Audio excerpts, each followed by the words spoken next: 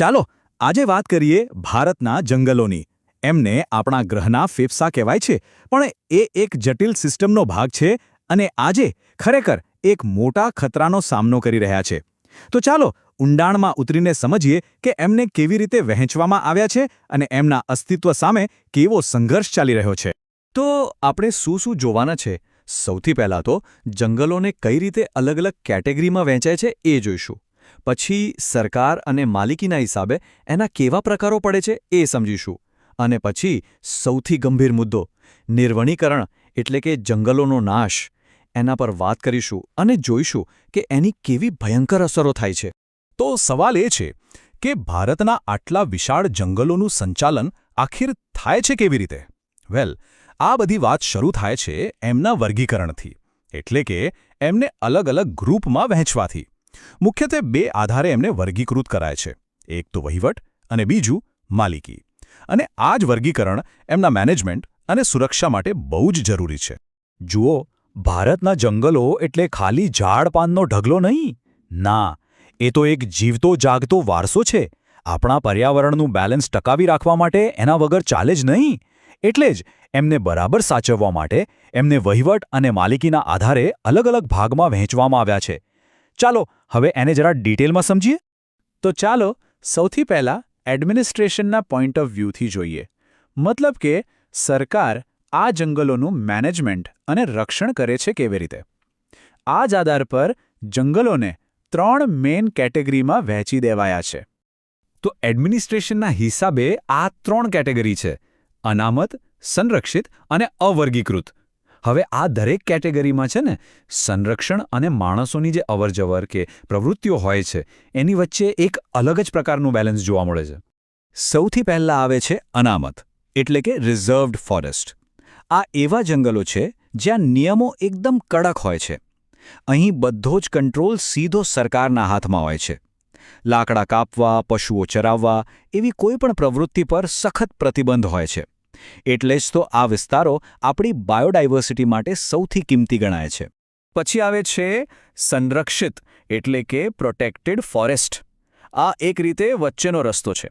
અહીં પણ દેખરેખ તો સરકારની જ હોય, પણ જે સ્થાનિક લોકો હોય છે ને એમને અમુક છૂટછાટ મળે છે, જેમ કે ઝાડને નુકસાન કર્યા વગર લાકડા વીણવાની કે પશુઓ ચરાવવાની. તો આ એક પ્રકારનું બેલેન્સ છે જંગલની સુરક્ષા અને સ્થાનિક લોકોની જરૂરિયાત વચ્ચે. અને ત્રીજો પ્રકાર છે અવર્ગીકૃત જંગલો, એટલે કે અનક્લાસિફાઈડ. હવે આ એવા વિસ્તારો છે જેમનું હજી સુધી કોઈ વર્ગીકરણ જ નથી થયું. અને એનું પરિણામ શું? અહીં ઝાડ કાપવા પર કે પશુ ચરાવવા પર કોઈ જ જાતનો પ્રતિબંધ નથી. એટલે જ આ જંગલો પર શોષણનો ખતરો સૌથી વધારે રહે છે. પણ વાત ખાલી વહીવટ પર પૂરી નથી થતી. જંગલનો માલિક કોણ છે એ પણ એટલું જ ઇમ્પોર્ટન્ટ છે. અને આ જ વાત આપણને લઈ જાય છે બીજા પ્રકારના વર્ગીકરણ તરફ, જે માલિકીના આધારે થાય છે. તો માલિકીના હિસાબે પણ મુખ્યત્વે 3 પ્રકાર પડે છે. પહેલું, રાજ્ય માલિકીના જંગલો. ભારતમાં મોટાભાગના જંગલો આ જ કેટેગરીમાં આવે, જેનો કંટ્રોલ કેન્દ્ર કે રાજ્ય સરકાર પાસે હોય. પછી આવે સામુદાયિક જંગલો, જેનો સંચાલન ગ્રામ પંચાયત કે નગરપાલિકા જેવી સ્થાનિક સંસ્થાઓ કરે છે. અને ત્રીજું, ખાનગી જંગલો, જે કોઈ વ્યક્તિની પોતાની માલિકીના હોય. હવે આ ખાનગી જંગલોમાં સુરક્ષા માટે અલગ જ તકો અને પડકારો હોય છે. એ વાત સાચી કે ભારતમાં મોટાભાગના જંગલો સરકારી માલિકીના છે. પણ ઓડિશા, મેઘાલય અને પંજાબ જેવા રાજ્યોમાં તમને પ્રાઇવેટ ફોરેસ્ટ્સ પણ સારા એવા પ્રમાણમાં જોવા મળશે. આ શું બતાવે છે? એ જ કે આખા દેશમાં જંગલોને બચાવવા માટે કોઈ એક જ ફોર્મ્યુલા કામ ન કરી શકે. અલગ અલગ જગ્યાએ અલગ અલગ રીતે કામ કરવું પડે. પણ એક મિનિટ, એમનું મેનેજમેન્ટ કોઈ પણ કરતું હોય કે પછી માલિક ગમે તે હોય, આ બધા જ જંગલો, દરેક પ્રકારના જંગલો આજે એક કોમન અને બહુ જ મોટા ખતરાનો સામનો કરી રહ્યા છે. આપણે આટલી બધી કેટેગરીની વાત કરી, પણ આ બધાની ઉપર એક કડવી હકીકત છે જે દરેક જંગલને અસર કરી રહી છે. અને એ છે નિર્વનીકરણ, એટલે કે જંગલોનો સફાયો. અને આ થઈ રહ્યું છે આપણી, એટલે કે માનવ પ્રવૃત્તિઓને કારણે. નિર્વનીકરણ, સીધા શબ્દોમાં કહીએ તો જંગલોનો નાશ. હવે આ ખાલી ઝાડ કાપવા પૂરતી વાત નથી હો. આ તો આપણા આખા પર્યાવરણના પાયાને હચમચાવી દેવા જેવી વાત છે. અને આ બધા પાછળનું મુખ્ય કારણ માણસો જ છે. તો વિચારો, જ્યારે આ જંગલો ગાયબ થવા લાગે ત્યારે શું થાય? એની અસરો બહુ જ ગંભીર અને લાંબા ગાળાની હોય છે.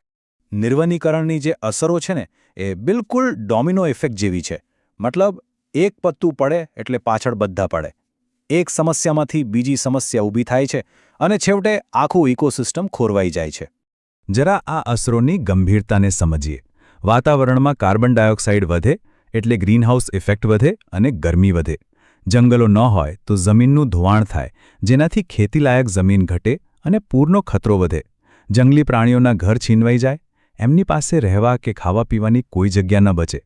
આ બધી જ વસ્તુઓ એકબીજા સાથે જોડાયેલી છે અને આપણા બધાના ભવિષ્ય માટે આ એક બહુ મોટો ખતરો છે. તો હવે આખી વાતનો સાર શું? આપણે જે આ અલગ અલગ પ્રકારના વર્ગીકરણ વિશે જાણ્યું, એનો ઉપયોગ કરીને આપણે ભવિષ્ય માટે આપણા જંગલોને કેવી રીતે બચાવી શકીએ? આ જે મેનેજમેન્ટ અને માલિકીની અલગ અલગ રીતો છે, એ આ સમસ્યાના ઉકેલનો ભાગ કઈ રીતે બની શકે? આ એક મોટો સવાલ છે, જેના પર વિચાર કરવો જરૂરી છે.